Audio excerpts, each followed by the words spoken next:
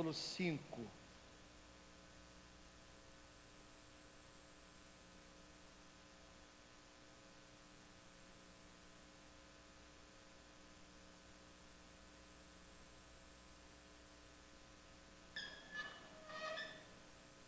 Por favor, deixe a sua Bíblia aberta aí, nesse capítulo 5, você já sabe, nós estamos encerrando hoje essa série de mensagens, Poder para Mudar a Sua Vida, baseada no fruto do Espírito. O resultado do trabalho do Espírito Santo em nossa vida, gera em nós algumas coisas boas. E nós vimos ao longo destas 6 semanas, 12 mensagens baseadas aí nesse texto de Gálatas 5, aí de 22 e 23. Hoje pela manhã eu tratei da última evidência do trabalho do Espírito Santo, que é o domínio próprio. Domínio próprio. Como se tornar uma pessoa mais controlada. Como se tornar uma pessoa mais controlada. Vocês lembram? Quem estava aqui de manhã, vamos tentar lembrar o passo a passo de como se tornar uma pessoa mais controlada. Você lembra qual é o primeiro passo? Admitir o seu problema. Admitir o problema. Segundo passo, deixar o passado para trás. Terceiro passo, discuta com seus sentimentos. Você não pode ser conduzido pelos sentimentos, não é isso. Você tem que ser conduzido pelo Espírito de Deus. Então discuta com seus sentimentos. Quarto passo, creia que você pode mudar. Tem gente que diz, eu já tentei 15 vezes, mas não consigo. Eu não vou mudar, querido. Você pode mudar, pode mesmo. Quinto passo, seja responsável. Seja responsável. Ou seja, você procura alguém de confiança, homem procura homem, mulher procura mulher de confiança, para prestar contas, para abrir o coração, para pedir orientação e para ser cobrado. Seja responsável. Sexto passo. Sexto passo, fuja da tentação. Eu disse, eu posso pregar 1000 ideias sobre como evitar a tentação, mas nenhuma é mais eficaz do que a covardia. Fuja da tentação. Sétimo e último passo, dependa do poder de Deus. Você quer ser uma pessoa mais controlada? Aí estão os 7 passos que você precisa dar para desenvolver o domínio próprio. Aí nós concluímos, irmãos, a sequência do fruto do Espírito. Agora à noite eu quero falar sobre isso, uma vida produtiva. Você já imaginou que algumas pessoas são capazes de realizar tanta coisa na vida? Tem gente assim, extraordinária, pessoas que têm uma vida produtiva. A gente olha quanta coisa essa pessoa faz, quanta coisa essa pessoa fez. Agora imagine que cada um de nós tivesse, por exemplo, publicar um relatório de produtividade individual, todo mês. Como seria? O seu relatório de produtividade individual, todo mês. Vá lá, o seu relatório de produtividade anual. Como é que foi 2015? Quanta coisa você produziu? Como vai ser o seu relatório? Apresentaria resultados positivos ou negativos?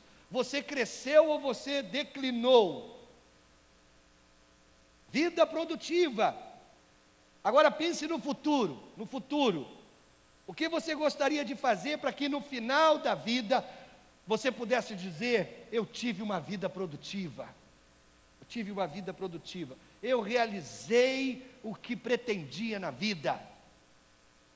Nessas férias eu apresentei às minhas meninas o meu ator de cinema favorito. Ele faz filmes, seleciona muito bem os filmes que faz, e um dos filmes começa com um homem, ele está idoso, ele tem os seus filhos, a sua esposa, ele tem os seus filhos, ele tem os seus netos, estão todos juntos, e ele olha para a sua família e ele questiona: eu fui um homem bom?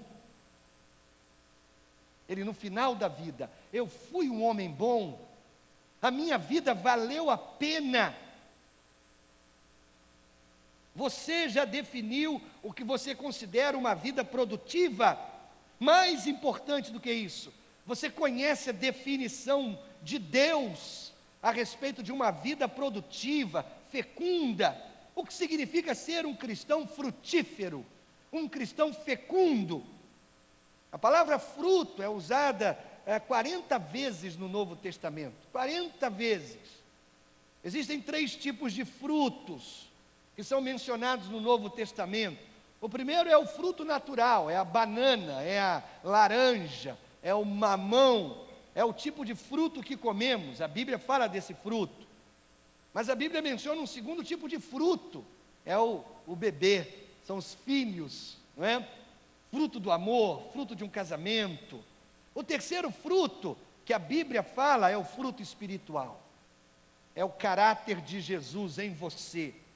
Nas mensagens dessa série que nós vimos, Poder para Mudar a Sua Vida, nós vimos o fruto do Espírito. Quando o Espírito trabalha na sua vida, o que ele produz? Amor, alegria, paz, paciência, amabilidade, bondade, fidelidade, mansidão e domínio próprio. Quem não quer ter essas coisas na sua vida? Todos nós. Deus quer ver esse tipo de fruto na sua vida. Essa é a definição de Deus de uma vida produtiva. É quando alguém produz amor, alegria, paz, paciência, amabilidade, bondade, fidelidade, mansidão, domínio próprio. Quando isso acontece, Deus olha e diz assim: esse camarada tem uma vida frutífera, tem uma vida produtiva. Jesus diz lá em João 15, versículo 8: meu Pai é glorificado pelo fato de vocês darem muito fruto, assim serão meus discípulos. A prova que você é um discípulo de Jesus é quando você dá fruto. João 15,16 também diz assim: vocês não me escolheram, mas eu os escolhi para irem e darem fruto, fruto que permaneça. Deus nos escolheu para frutificar. Deus quer que tenhamos uma vida frutífera, muito fruto, que sejamos produtivos. Então, nessa mensagem final que conclui essa série, Poder para Mudar a Sua Vida, a gente vai examinar algumas condições que a Bíblia apresenta para você e eu termos uma vida produtiva. Como podemos ter uma vida produtiva? Eu quero que você pense numa planta, numa árvore frutífera. O que ela precisa para dar fruto? Algumas coisas. Primeiro, cultive raízes. Vamos juntos? Cultive raízes. Se eu quiser ser fecundo, eu devo cultivar raízes. Deus diz que sem raízes não há fruto. Jeremias 17, 7, 8 diz: mas eu abençoarei aquele que confia em mim, aquele que tem fé em mim, o Senhor. Ele é como a árvore plantada perto da água, que se espalha, ou que espalha as suas raízes até o ribeirão. Quando vem o calor, ela não tem medo, pois as suas folhas ficam sempre verdes. Quando não chove, ela não se preocupa, continua dando frutas. Irmãos, para dar fruto, é preciso ter boas raízes. Se você não tiver raízes, simplesmente não dará fruto. Não funciona. Agora, por que precisamos de raízes, irmãos? Essa passagem nos dá a resposta. A gente precisa de raízes para suportar as intempéries da vida. Olha, diz ele aqui, ó, quando vem o calor. Diz ele aqui, ó, quando não chove. Se você tem raízes, você vai enfrentar o calor. Se você tem raízes, você vai enfrentar a seca. E vai continuar dando fruto. Porque raízes são fontes vitais da nutrição da planta, da nutrição da árvore. Você já sentiu o calor dos momentos de pressão na vida? Não é? Você já sentiu? Eu tenho certeza que você se lembra desses momentos de estresse, calor, pressão. Aí você precisa de raízes. Você sabia que as raízes de um grande carvalho, se elas forem alinhadas, elas somam diversas centenas de quilômetros? Se você pegar as raízes de um carvalho e colocar todas elas numa reta, centenas de quilômetros. Por isso que os carvalhos são tão estáveis, tão resistentes. Você sabia que a bananeira é quase indestrutível? Você pode picar a bananeira em pedacinhos, você pode queimar a bananeira e ela continua crescendo. Sabe por quê? Há raízes. Raiz é a chave do fruto. Provérbios 12 diz assim: a raiz dos justos não será removida. Um homem justo, ele pode enfrentar o calor. Um homem justo, ele pode enfrentar a seca. Um longo período sem chuvas, ele pode enfrentar. Na seca, você sabe, os recursos são limitados, tudo murcha, muitas coisas morrem, mas o justo permanece, porque ele tem raízes. Você já percebeu que na vida, às vezes, a gente tem que ficar sem as coisas? Coisas que normalmente a gente depende, às vezes a gente perde. Talvez você esteja passando por um momento de seca na sua vida, talvez seja passando por falta de apoio emocional, você não encontra ninguém que te dá apoio. Talvez seja uma seca de amigos, uma seca de saúde, uma seca de desemprego. Quase 1,5 milhão de brasileiros perderam o emprego no ano passado. Pode ser uma seca de estabilidade financeira. Talvez você esteja enfrentando limitações de tempo, de energia, de dinheiro. Você está passando por um período de seca. Como é que você lida com a seca da vida? Você murcha? Você seca? Você desaparece? Ou você permanece? Você sabia que o cacto do tipo saguaro, esse cacto aqui, ele cresce no deserto. E ele dá fruto mesmo debaixo de um calor de 130 graus. Sabe qual é a profundidade das raízes de um cacto desse aqui? Quase 2 quilômetros de profundidade. O cara resiste no calor mais quente do deserto. Gente, é preciso ter raiz para enfrentar tempo de seca. Qualquer um pode sobreviver a um dia de seca, um dia, mas um período extenso de estresse é bem diferente. Então vamos lá, para você ter uma vida frutífera, você tem que cultivar raízes. Mas como cultivar raízes? Sabe um bom começo? Memorizando o Salmo 1, versículo 2 e 3. Aliás, todo o Salmo 1. Mas os versículos 2 e 3 diz assim: ao contrário, o homem de Deus, sua satisfação está na lei do Senhor, e nessa lei medita dia e noite.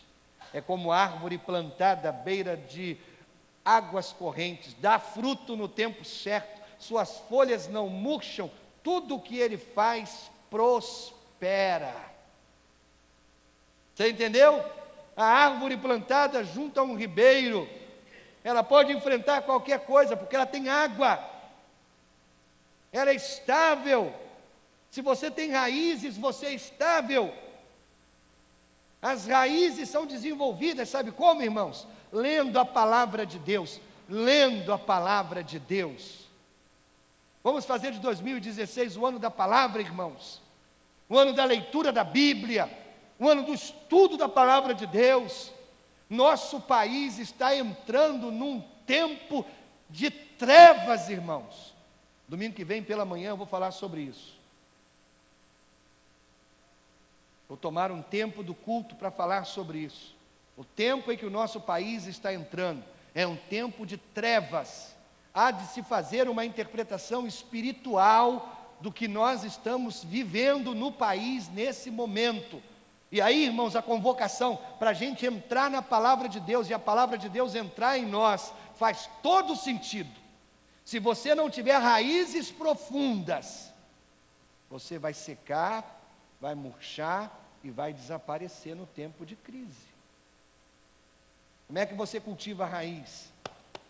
Palavra de Deus. Todo dia, todo dia, todo dia. É assim que você desenvolve raízes fortes, espirituais, raízes que penetram profundamente no solo da palavra de Deus. Essas raízes vão capacitar você a enfrentar o calor, a pressão, a falta d'água. Se você quer ter uma vida frutífera, primeira coisa, cultive raízes. Segunda coisa, elimine as ervas daninhas. Elimine. Essa é a segunda coisa que você precisa fazer para ser produtivo, eliminar as ervas daninhas da sua vida. Jesus dá um exemplo disso na parábola do semeador. Ele menciona 4 tipos de solo, 4 tipos. A semente foi caindo pelo caminho, caiu em 4 tipos de solo. Cada solo representa um jeito de reagir à palavra de Deus. Aí em Lucas capítulo 8 nós lemos: a semente é a palavra de Deus. As que caíram entre espinhos são os que ouvem, mas ao seguirem seu caminho, são sufocadas pelas preocupações, pelas riquezas, pelos prazeres desta vida e não amadurecem. Se você quiser dar fruto, você tem que cultivar boas raízes e você tem que eliminar as ervas daninhas. Quais são as ervas daninhas da sua vida? Muitos diferentes tipos de ervas daninhas. Elas podem brotar, abarrotar a sua vida, sufocar a sua vitalidade espiritual. John Piper já considera o Facebook uma erva daninha, é uma distração. Piper diz que o Facebook e o Twitter serão uma boa contradesculpa para aqueles que dizem não ter tempo para ler a Bíblia e orar. Entendeu? Distrações, ervas daninhas.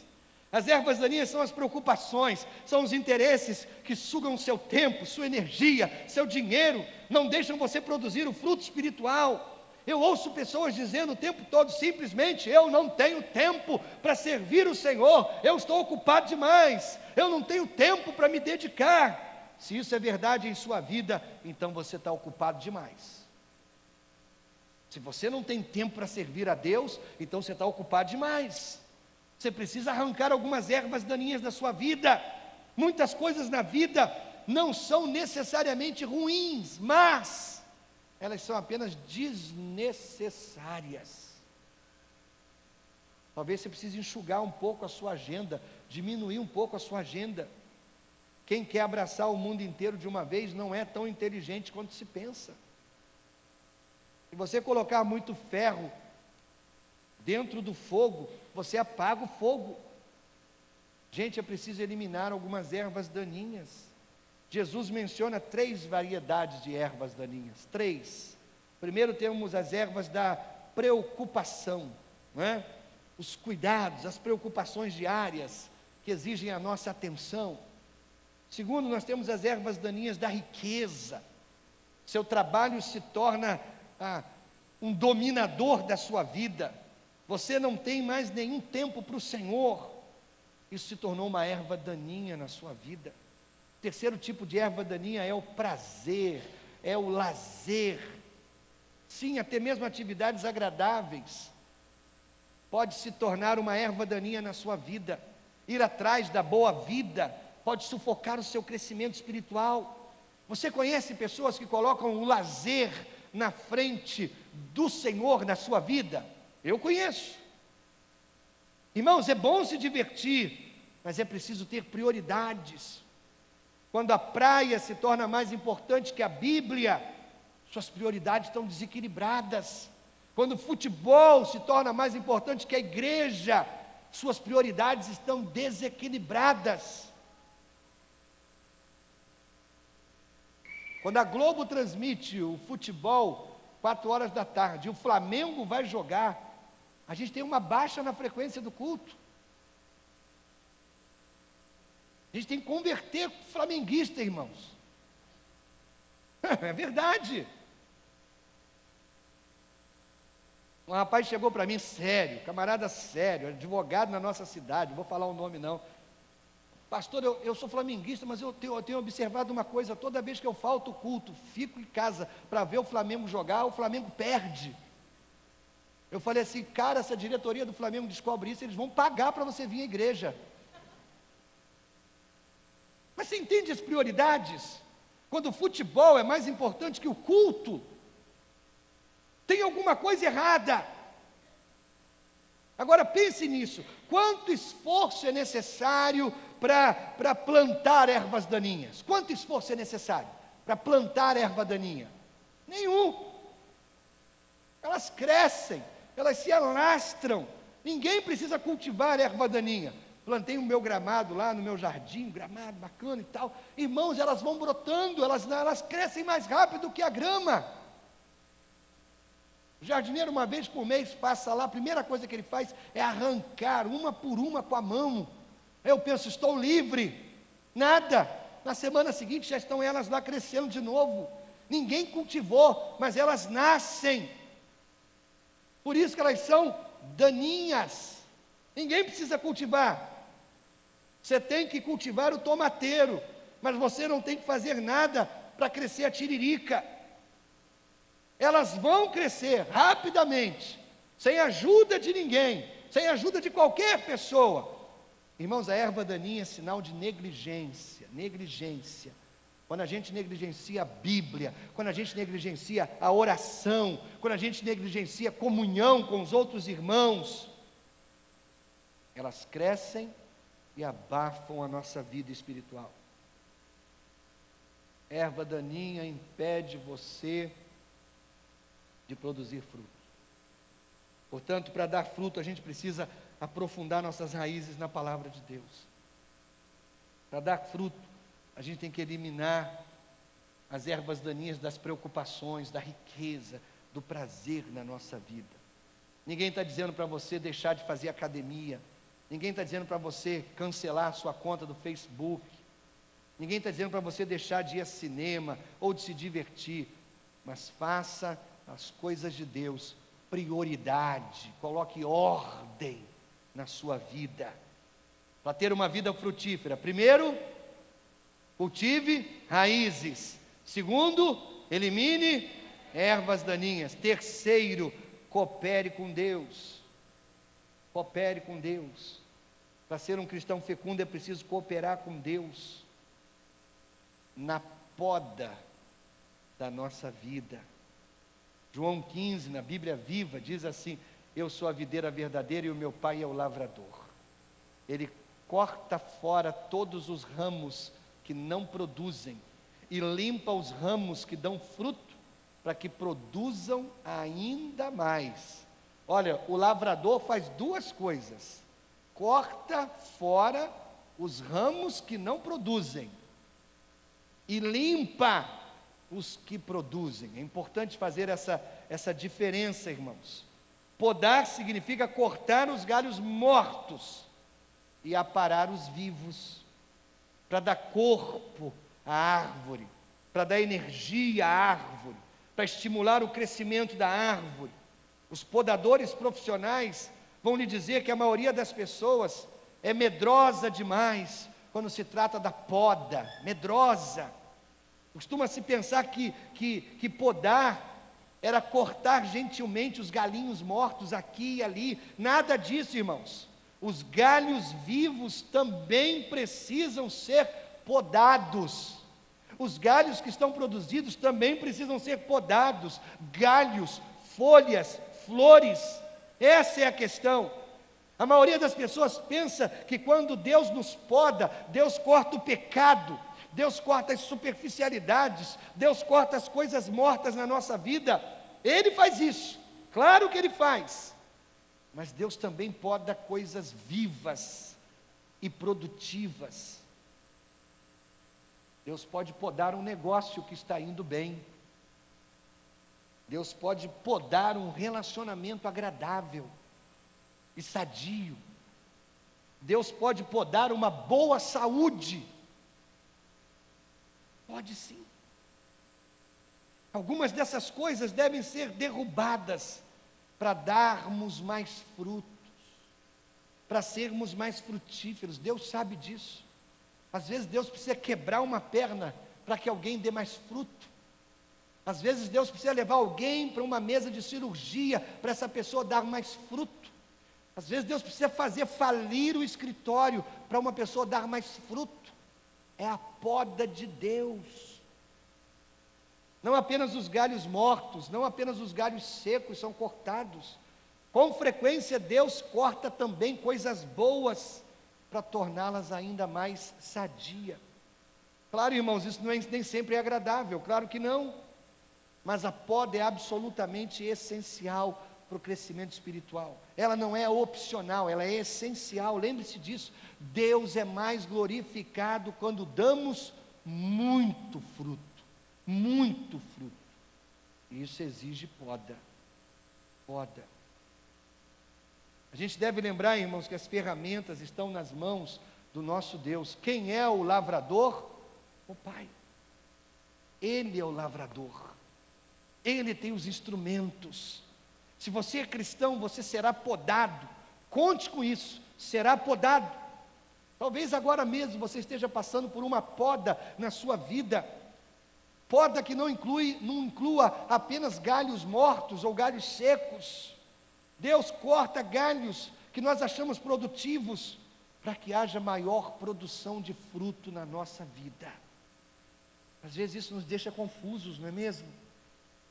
Confusos. Achamos que estamos sendo fecundos e aí a gente fica assustado, até mesmo frustrado com a poda de Deus. Porque Deus está fazendo isso? Por quê? Por quê? Eu entreguei os meus negócios a Ti, Senhor, mas agora a loja está fechando. Eu entreguei a minha saúde a Ti, Senhor, e agora eu tenho que ir para o hospital. Eu tenho dado dízimo fielmente, mas algo está falindo na minha vida. Pode ser uma poda, e nem sempre isso é ruim. A poda de Deus, na verdade, é absolutamente boa, agradável, perfeita. Os especialistas afirmam que para cultivar plantas dentro de casa, a gente tem que falar com as plantas. Eu ainda não cheguei nesse nível, né, de falar com plantas para ajudá-las a crescer. Os especialistas dizem, né, que a gente precisa consolar, acariciar, conversar, para que a planta possa ter a sua autoestima, né, massageada, e ela possa crescer. Você já imaginou você dizendo lá para o seu, aquela planta que você tem lá na sua casa, e você dizendo para ela, você é uma planta tão boa, você está tão bonita hoje, que planta maravilhosa, nossa. Agora se imagine conversando com uma planta, você está podando a planta, não é? Aí você diz para a planta assim, isso dói mais em mim do que em você. Você vai me agradecer por isso mais tarde. É para o seu próprio bem, minha querida. Eu posso imaginar a planta respondendo com você. Se você é maluco ao ponto de conversar, você vai ouvir a resposta da planta. A planta vai dizer, você não tem coração, você não gosta de mim, eu trabalhei duro para produzir essas rosas, e você agora está cortando essas rosas, não quero mais papo com você. Fica 15 dias sem falar contigo, você fica triste, chateado. Irmãos, não é isso que a gente diz para Deus? Quando Deus nos poda, a gente diz para Deus, você não me ama, você não gosta de mim, você não se importa comigo, você não está vendo o que está acontecendo na minha vida, e a gente fica zangado, furioso com Deus. Irmãos, um dos maiores erros que os cristãos cometem é confundir poda com castigo. Poda com castigo. Logo se levanta aquele grupo e diz assim, Deus está pesando a mão sobre ele, deixa Deus tratar dele. pesando mão nada, irmãos. Todo o castigo já foi sobre Jesus. O que Deus está fazendo? Podando a vida do indivíduo. Não iguale essas duas medidas. Deus não está zangado com você, apenas o vê como alguém que pode dar mais fruto. Deus olha para você e diz assim: você pode dar mais fruto, você pode dar mais fruto. E o que eu vou fazer para você dar mais fruto? Eu vou podar você, e aí você vai crescer mais. Ele quer que você seja tão fecundo quanto possível, por isso Ele poda, até mesmo cortando algumas coisas que Ele mesmo abençoou na sua vida. Deus poda. Você perdeu, Deus tem uma ideia melhor. Deus vê o que você não pode ver. Você está atravessando um tempo difícil na sua saúde, não se preocupe, Deus tem uma ideia melhor. Agora, como Deus nos poda? Ele usa problemas, Ele usa pressões, e Ele usa pessoas. Problemas, pressões e pessoas são os instrumentos de poda de Deus. Como Deus usa pessoas, irmãos, para nos podar.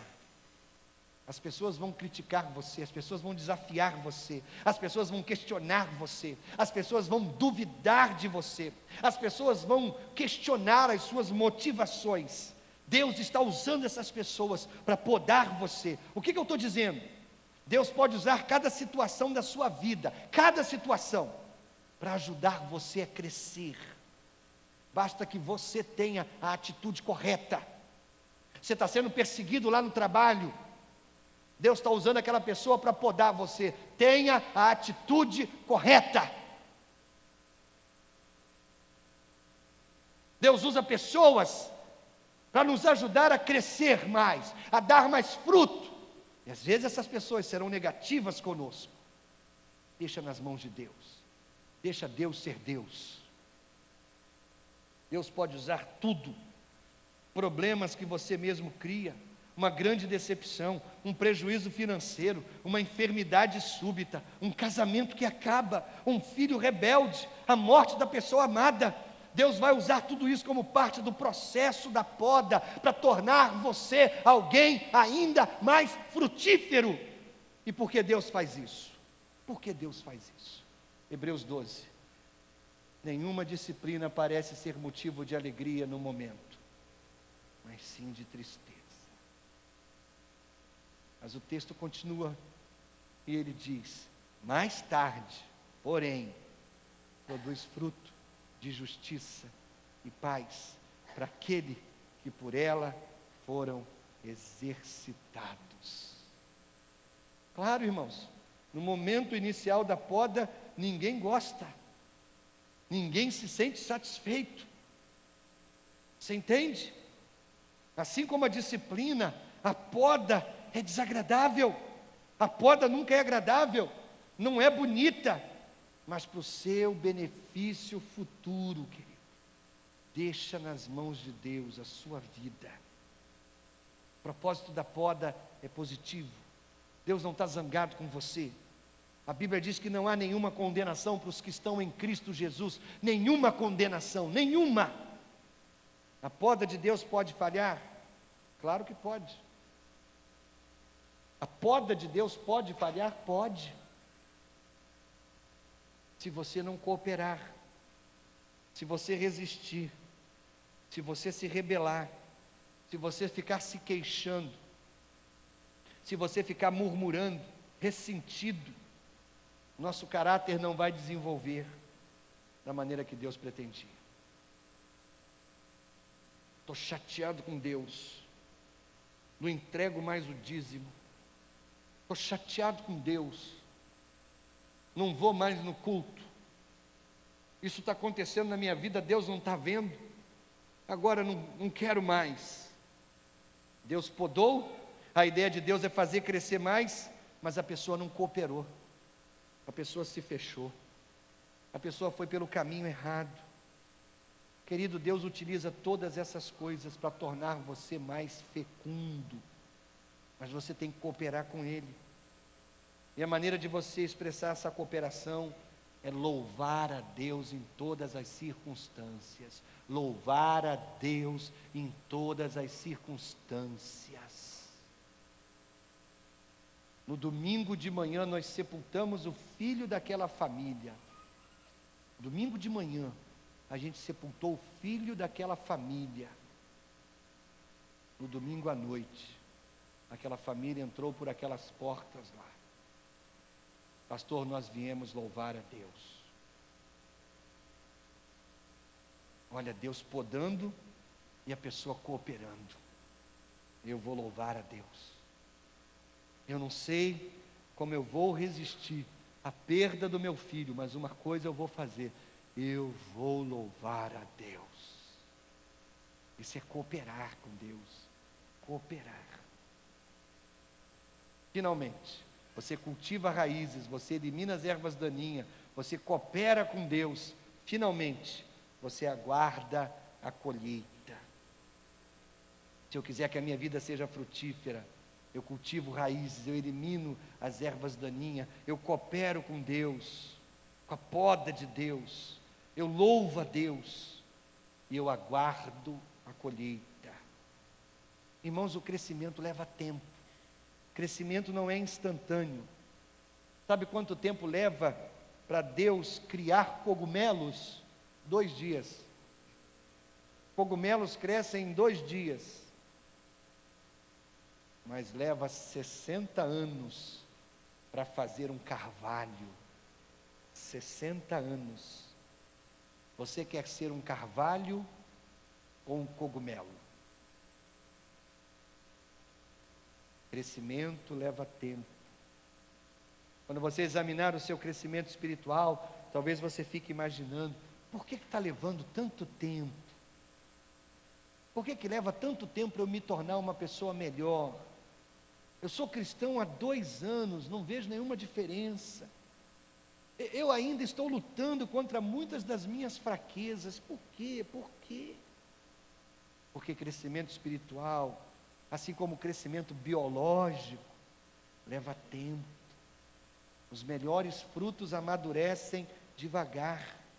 Exatamente como um grão de trigo tem que morrer para produzir fruto, nós temos que morrer para nós mesmos para produzir o crescimento espiritual. É sufocar o egoísmo. Isso leva tempo, irmãos. Cristo vai produzir fruto na nossa vida se a gente permanecer nele. Na passagem da videira, dos ramos, lá em João capítulo 15, a palavra-chave é permanecer. Se eu permaneço em Jesus, eu cresço. Lembre-se dessa palavra, permanecer. Permanecer em Cristo significa manter contato com Ele, depender dEle, viver para Ele, confiar nele, realizar a obra dEle na nossa vida. No tempo dEle, perfeito tempo de Deus, eu permaneço, nunca desista. Sempre é cedo demais para desistir. Espere a colheita prometida por Deus, e quando isso chegar, você vai desfrutar da presença dEle na sua vida. Espere, espere, espere. Deus se agrada em você. Com cada estágio do seu crescimento espiritual, Deus está torcendo por você. Deus não está aguardando você ser perfeito no seu crescimento espiritual. Não, Deus já se alegra em você agora. Se você permanecer, permaneça. Deus não está aguardando até que você seja perfeito para começar a amar você. Ele já ama você agora. Deus nunca amará você mais do que Ele já ama agora mesmo. Irmãos, quando a gente recorda todas as mensagens dessa série, Poder para Mudar a Sua Vida, qual o fruto espiritual da sua vida? Talvez você tenha memorizado esses 9 frutos do Espírito, Gálatas 5, 22 e 23. Eu incentivo você, memorize. Pense como essas qualidades eram percebidas na vida de Jesus, cada uma delas. Conte como Jesus produziu esses frutos na vida dele, por meio da obra do Espírito Santo. Se você não está vendo tanto fruto quanto você gostaria na sua vida, Não se desespere. Lembre-se, crescimento leva tempo. Eu recomendo você que comece a se concentrar em um aspecto de cada vez do fruto do Espírito. Talvez um por mês. Um por mês. Você vai levar o ano inteiro trabalhando nisso. Um por mês. Você vai trabalhar o fruto do amor. Você vai trabalhar o fruto da alegria, o fruto da paz, o fruto da paciência, da amabilidade, da bondade, da fidelidade, da mansidão, do domínio próprio. Dedique tempo. Deus vai eliminar da sua vida as ervas daninhas, que estão consumindo o seu tempo, sua energia, que estão impedindo você de realizar a vontade dEle. Em seguida, coopere com Deus, louve o Senhor, louve o Senhor, louve o Senhor. Esse processo de poda, que leva uma vida inteira, Deus está operando em você para fazer de você uma pessoa mais fecunda. Em 1968, um cientista descobriu um colar feito de sementes, um colar indígena feito de sementes. A idade daquelas sementes, 600 anos. Cada uma daquelas sementes naquele colar tinham 600 anos. Ele plantou uma daquelas sementes, ela brotou e ela cresceu, adormecida por 600 anos. Ainda dentro daquelas sementes havia potencial de vida. Talvez você seja um cristão há anos e você estava espiritualmente adormecido a maior parte do tempo. Mas, querido, chegou o tempo de ser produtivo, chegou o tempo de dar fruto, chegou o tempo de ser fecundo. Eu tenho boas notícias para você: não é tarde demais. Você pode começar agora mesmo. Você pode dizer uma oração a Deus: Deus, eu quero cooperar com o teu plano para o meu crescimento. Deus vai providenciar o poder para transformar a sua vida. Semente adormecida, é hora de brotar, é hora de dar fruto, e muito fruto, para a glória do nosso Deus. Curve a sua cabeça, feche seus olhos. A gente só está começando o ano, Você pode fazer algo lindo com a sua vida, lindo, ainda esse ano. Você está sentindo Deus chamar você para o crescimento? Você quer cooperar com esse crescimento? Você sente Deus mexendo com você aí, onde você está? Talvez Deus esteja dizendo: você tem que cultivar raízes mais profundas, meu filho. Talvez Deus esteja dizendo: olha, isso aqui é erva daninha na sua vida, você tem que arrancar fora. Talvez Deus esteja dizendo: coopere comigo. Ao invés de murmurar, louve o meu nome. Eu não sei o que Deus está falando com você, mas eu sei que Ele fala. E você quer se entregar a Ele, para que o seu crescimento seja maior este ano, sua vida seja mais profunda, mais fecunda. Você que está conosco pela internet, Deus está falando com você aí também. Vamos orar juntos, eu e você, aqui na igreja. Você quer ter uma vida mais próspera, mais fecunda, mais produtiva? Então aí onde você está, Deus está falando com você. Fica de pé no seu lugar. Você está tomando uma decisão: Deus, essa é a minha decisão. Eu quero crescer e eu quero dar muito fruto. Faz o que for preciso para eu dar muito fruto. Fica de pé aí no seu lugar, eu quero orar por você. Esse é o seu ano, querido. É o ano da grande colheita.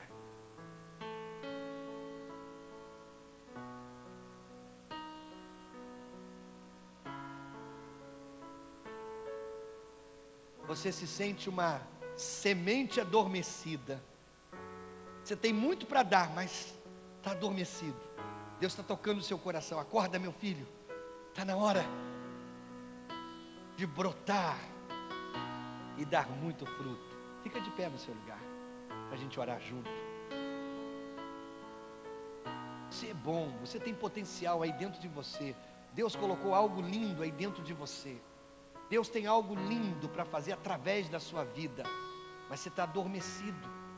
Deus está te chamando, Deus está te despertando. Então fica de pé para dizer assim: Deus, eu me apresento a Ti. Deus, eu me apresento a Ti.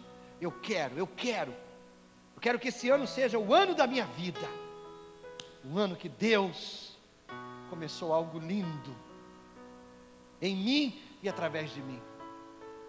Deus está falando com você, igreja. Deus está falando com você, igreja. Deus está falando com você. Ao ficar de pé, lembre-se, Deus pode podar algumas coisas, hein? Até coisas boas, lembra disso. Mas você crê que Ele tem o melhor para você? Não fica com medo, não fica com medo. Fica de pé. Permaneça. Permanecer é a palavra, permanecer. Aquele que permanecer em mim vai dar muito fruto, é a promessa. Pai, aqui estão os teus filhos dizendo: eu preciso de algo novo na minha vida. Eu não quero ser mais uma semente adormecida, eu quero produzir, eu quero dar muito fruto.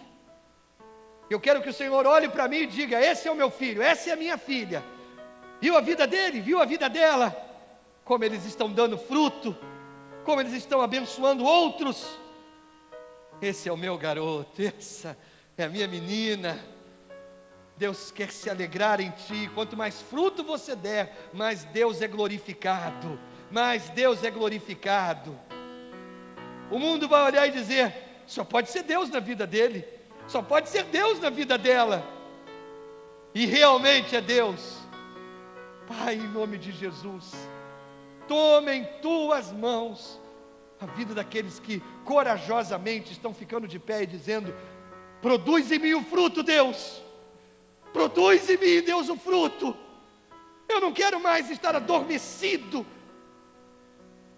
mas eu quero despertar o potencial que o Senhor colocou dentro de mim. Desperta em mim, Espírito Santo, o poder de vida, o potencial de vida, para ser tudo que o Senhor me chamou para ser. Desperta em mim, Senhor.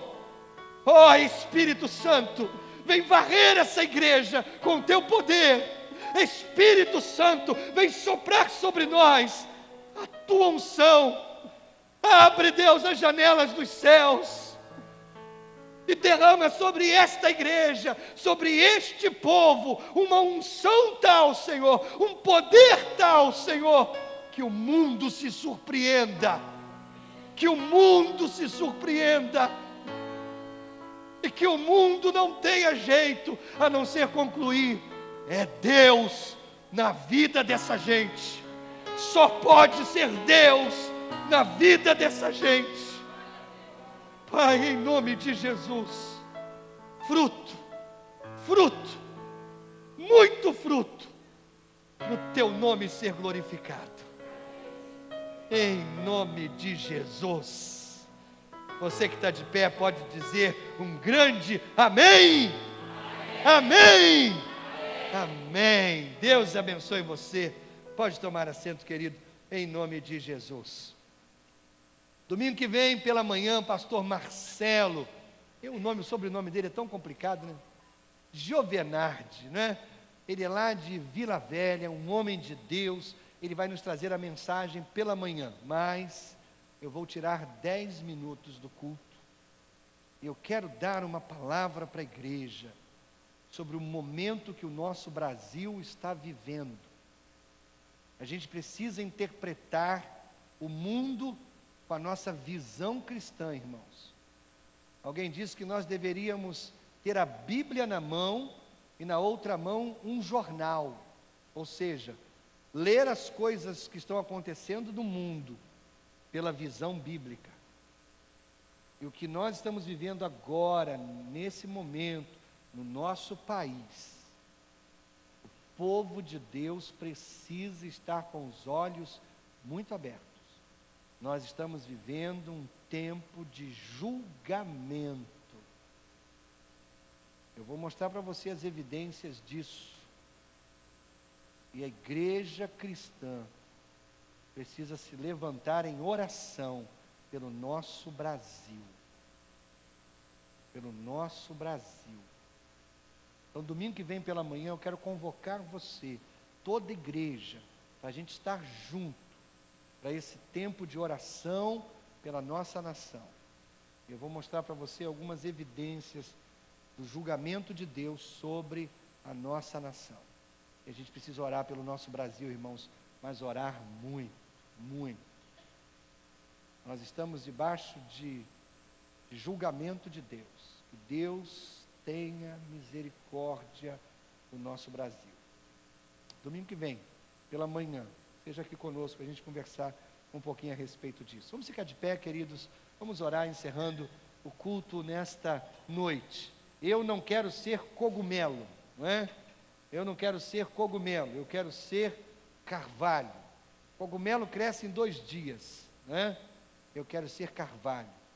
Ainda que eu leve 60 anos, eu quero ser estável, forte, vigoroso. Carvalhos. Pai, leva-nos debaixo da tua graça, da tua misericórdia e do teu amor. Dá-nos um restante de semana, Senhor, assim, de feriado, de descanso, de renovação de forças. A gente começar tudo de novo na quarta-feira, Senhor, debaixo do teu poder, meu Deus, com forças renovadas. Guarda, Deus, as famílias da nossa igreja que estão viajando, estão nas praias, nos campos, nas montanhas, que ao retornarem para casa, estejam seguros, meu Deus. Aqueles que ainda vão pegar a estrada amanhã, daqui a pouco, guarda, Deus, livra dos problemas e acidentes. Faz com que tudo coopere para que teu povo, Deus, siga feliz, tranquilo, abençoado, guardado debaixo do teu amor. É assim, Senhor, que queremos viver essa semana. Dá-nos a tua bênção em nome de Jesus. Amém, igreja? Boa semana, Deus abençoe.